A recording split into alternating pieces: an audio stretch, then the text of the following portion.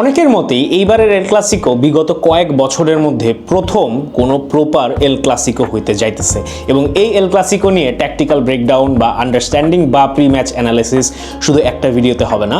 এই কারণে আমি নিয়ে এসেছি আপনাদের জন্য একটি 3 পর্বের ধারাবাহিক, যেখানে আমি প্রথম পর্বে রিয়াল মাদ্রিদ এই সিজন নিয়ে কথা বলবো, বার্সেলোনা এই সিজন নিয়ে কথা বলবো এবং রিয়াল মাদ্রিদ ফাইনাল পর্বে রিয়াল মাদ্রিদ এবং বার্সেলোনা একে অন্যের সাথে কি করলে বা দুই টিমের কি করা উচিত এই ম্যাচটাতে একটা রেজাল্ট নিয়ে বের হওয়ার জন্য সেটা নিয়ে কথা বলবো। So welcome to episode 1 about Real Madrid.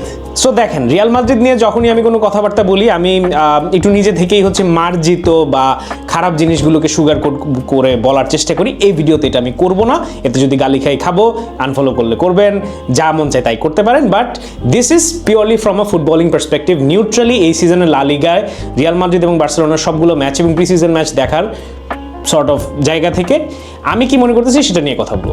First thing first, Real মাদ্রিদের যে জিনিসটা আমাদের সবার খুব সোজা ভাষায় সোজা বাংলায় বুঝতে হবে, সেটা হচ্ছে এইটা একটা টিম, যে টিমটা একটা স্পেসিফিক ওয়ে অফ ফুটবল খেলে, যেটাকে বলা হয় associative game play. So team play versus associative game প্লের মধ্যে ডিফারেন্সটা কি, কতটুকু, কিভাবে এটা কাজ করে সহজভাবে আপনাদেরকে একটু বোঝানোর চেষ্টা করি। সো টিম প্লে হচ্ছে যখন 11টা প্লেয়ার একটা স্পেসিফিক গেম স্ট্র্যাটেজি নিয়ে নামে, যেখানে প্রত্যেকটা প্লেয়ারের একটা স্পেসিফিক রোল থাকে এবং প্রত্যেকটা প্লেয়ারের জায়গা থেকে আর বাকি যেই ওদের সাপোর্টিং প্লেয়ার্স আছে, in case defender to defender, defender to the front line, defender to mid, or mid to mid, front to front, specific রোলে যেই আমার পজিশনে প্লেয়ার থাকে, আমার টিমমেট থাকে, তাদেরকে সাপোর্ট করা। টিম প্লেটা মূলত এইভাবে বিল্ড করা হয় যে, কথার কথা, একটা ফুল ব্যাক যখন ওভারল্যাপিং রান করতেছে, at the end of the run আপনি কাকে দেখবেন? ফর এক্সাম্পল, একটা লং টাইম ধরে আপনারা ইনফ্যাক্ট বার্সেলোনাতেই দেখছেন কোমেনের টাইমে লুক ডিয়ংকে যখন নামাইতো তখন কি হইতো, যে পুরো টিমের জায়গা থেকে জানে যে এখন হোয়াট এভার উই ডু, আমাদের বলটা লুক ডিয়ংয়ের মাথা পর্যন্ত পৌঁছাতে হবে। ভেরি সিম্পল একটা এক্সাম্পল দিলাম of how team play can work. or in a complicated version like Pep Guardiola, যেখানে specifically you have players, designated zone থাকে, ওইখানে ওর একটা স্পেসিফিক রোল থাকে, যেটা ও করে হচ্ছে ওর যেই পরবর্তী প্লেয়ারকে দিলে কাজটা হবে সেটা করা। এটা আমরা হাল্যান্ডের ক্ষেত্রে দেখতেছি, যে বিল্ড আপ হোক, উইং প্লে হোক, অনেক সময় গ্রেলিশ করতেছে, অনেক সময় ফোরেন করতেছে, অনেক সময় ডি ব্রুইনে করতেছে, but Haaland is there as the target man. The whole team knows যে এই হচ্ছে আমার টার্গেট ম্যান, ওর পর্যন্ত বলটাকে পৌঁছাও, দেন এই বান্দা গোল দিয়ে দিবি। So that's just one very simplified example of team play. Now associative game প্লের জিনিসটা কি? অ্যাসোসিয়েটিভ গেম প্লেটা হচ্ছে টিম প্লের এত বিশাল এমফাসিস থাকে না। তার মানে কি ইন্ডিভিজুয়াল প্লেয়ারদের কোনো স্পেসিফিক রোল থাকে না? অ্যাবসলিউটলি থাকে। যে centre back, he has to mark his territory, যে ফুল ব্যাক তার নিজের জায়গা প্রোটেক্ট করতে হবে, যে মিডফিল্ডে তার মিডফিল্ড কভার করতে হবে, যে ফ্রন্ট লাইন তার ফিনিশ করতে হবে। বাট এইখানে এমফাসিসটা থাকে on a combination of players.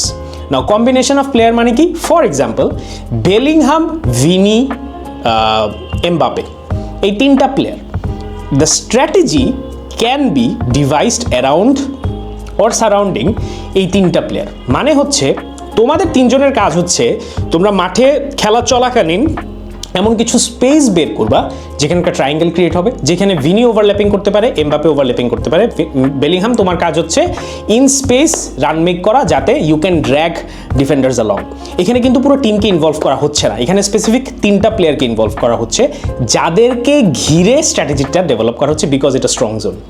So Real মাদ্রিদের জায়গা থেকে এই অ্যাসোসিয়েটিভ গেম প্লেটা আমরা এই সিজনে আই থিঙ্ক সবচেয়ে বেশি দেখতে পারতেছি, বিকজ এই টিমটার মিডে এখনও যে একটা বিশাল ভ্যাকেন্সি আছে, এটা চোখে পড়ার মতো, এবং এই জিনিসটা বিচ্ছিরি। কনস্ট্রাকশনের জায়গা থেকে, সলিডারিটির জায়গা থেকে, কম্প্যাক্টনেসের জায়গা থেকে মাদ্রিদের midfield is all over the place. এটা সুগারকোট করে বলার কিছু নাই, মাদ্রিদের মিডফিল্ড এখন পর্যন্ত ইজ নট ওয়ার্কিং। সো যখন একটা টিমের মিডফিল্ড প্রপারলি সর্টেড আউট হয় না, তখন ওই টিমটাকে অ্যাসোসিয়েটিভ টিম প্লের উপরে বা গেম প্লের উপরে বেশি এমফাসিস দেওয়া লাগে। কারণ, এবং this has been working for Real Madrid even in last season, যে they have players who can make it work. এই associative team play they can make it work because Vini is outrageous, Mbappe is outrageous, Bellingham is outrageous, Valverde is chipping in, Modric is a decider. So এই যে individual প্রোফাইলগুলা, নিজেদের কাজ করে ফেলতে পারে, decision মানে game change করে ফেলতে পারে, এইটা আসলে একটা টিমকে অ্যালাউ করে এই অ্যাসোসিয়েটিভ টিম প্লে বা গেম প্লে করার জন্য। আপনি এখানে স্যার জাস্ট রাম শাম যদু মধু দিয়ে পারবেন না যে আচ্ছা তোমরা তিনজন মিলে একটা ট্রায়াঙ্গেল বানাও, তো তিনজন মিলে কিছু ওভারল্যাপিং রান করো, তো হবে না। You need to have the pace of Vini and Mbappe, you need to have the vision of Luka Modric, you need to have the tenacity of Bellingham. So এই প্রোফাইলগুলো আসলে অ্যালাউ করে Carlo আনচেলত্তিকে to depend on 2-3টা player. Carlo Ancelotti, to be very honest, does not depend on the entire Real Madrid team. It's not a criticism, it's in fact a strength. যে সে জানে যে আমার যদি রেজাল্ট বের করতে হয়, আমার টিকি-টাকা খেলা লাগবে না, আমার সুপার অফেন্সিভ ফুটবল খেলা লাগবে না, আমার সুপার কাউন্টার অ্যাটাক ফুটবল খেলা লাগবে না, আমার 11 জন নিয়ে ডিফেন্ড করা লাগবে না। What I need to do is get the basics right. I need a proper shape. I need somewhat control in the midfield, যেটা এখনো হচ্ছে না, এবং এই কারণেই মাদ্রিদের স্ট্রাগল। এছাড়া আর মাদ্রিদের এই সিজনে কোনো স্ট্রাগল নাই। মিডফিল্ড শর্ট হয়ে গেলে Madrid will be a completely different team. Then আমার ফ্রন্ট লাইনে I need my weapons to work. So আপনি এই সিজনে মাদ্রিদের যে কোনো খেলা দেখেন, the game has been changed by the game or the কি বলবো, the decisions, the movements, the choices up front, lethal finishing, speed and বেলিংহামের স্পেসিফিক্যালি একটা ইনক্লুশন। এবং এর বিয়ন্ডে আমি 2টা প্লেয়ারকে স্পেসিফিক্যালি আপনাদেরকে মেনশন করতে চাই, সেটা হচ্ছে লুকা মডরিচ এবং ভালভের্দে। এই 2টা প্লেয়ার রিয়াল মাদ্রিদকে একটা জিনিস দেয় যেটা আর কোনো টিমে এখন পর্যন্ত আমি এত ইফেক্টিভলি ইউজ করতে দেখি নাই, সেটা হচ্ছে লং রেঞ্জ। মডরিচের কমে গেছে, ভালভের্দেরটা ইজ অ্যাবসলিউটলি ক্রেজি। আমার মনে হয় না কারেন্টলি ওয়ার্ল্ড ফুটবলে there is any better player, মানে in shooting the ball, when it comes to shooting the ball, I don't think there is any better player than Valverde. It's absolutely crazy. এবং যখন you have a player like Valverde who can shoot the ball like this, তখন এটা না আপনার একটা just এই তোরা বল পাইলে শুট করিস টাইপের জিনিস না, then it becomes a strategy. And look at some of the goals Real Madrid scored even last season and this season. Intentionally the team plays the ball to Valverde to take a long range shot. This has become a part of the strategy. এবং associative gameplay, this is also another example. যে তুমি যখন বল পাচ্ছ either from a set piece or let's say in the middle of the park or in a promising situation up front, যেটা করবা just Valverde থেকে বলটা দিয়ে দিবা, ওকে এমন একটা ভলি করে দাও বা এমন একটা জায়গায় বলটাকে বানায় দাও যেখান থেকে he can take a shot.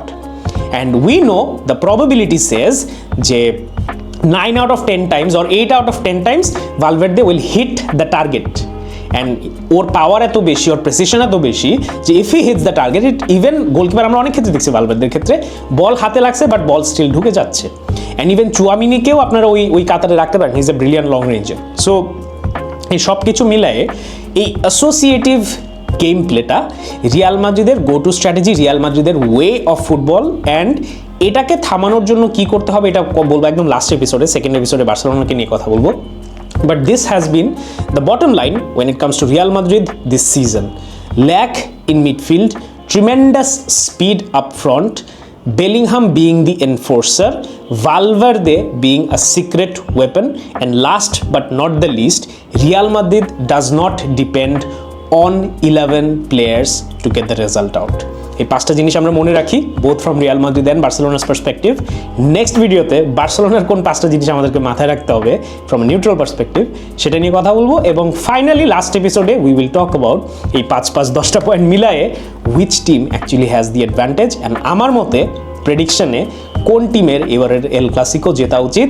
So in order to know that, stay tuned and wait for the next 2 episodes. Thank you so much. Visca el Barça.